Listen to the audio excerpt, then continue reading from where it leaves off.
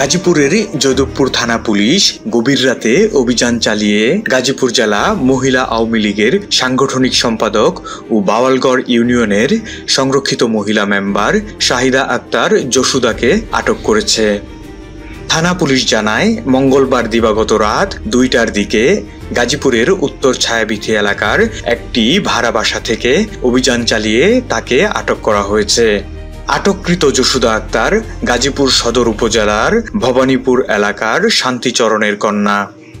যশোদা গত বছরের জুলাই আগস্টে বৈষম্য বিরোধী ছাত্র আন্দোলনে একটি শিশু আহত হওয়ার এজাহারভুক্ত মামলার আসামি। এ ব্যাপারে জয়দেবপুর থানার ভারপ্রাপ্ত কর্মকর্তা ওসি আব্দুল হালিম বলেন, বৈষম্য বিরোধী ছাত্র আন্দোলনের একজন শিশু পঙ্গুতার ঘটনায় একটি মামলা করেন। সে মামলার যশোদা আক্তার শাহেদা গাজীপুর জেলার মহিলা লীগের সাংগঠনিক সম্পাদক এজাহারভুক্ত আসামি।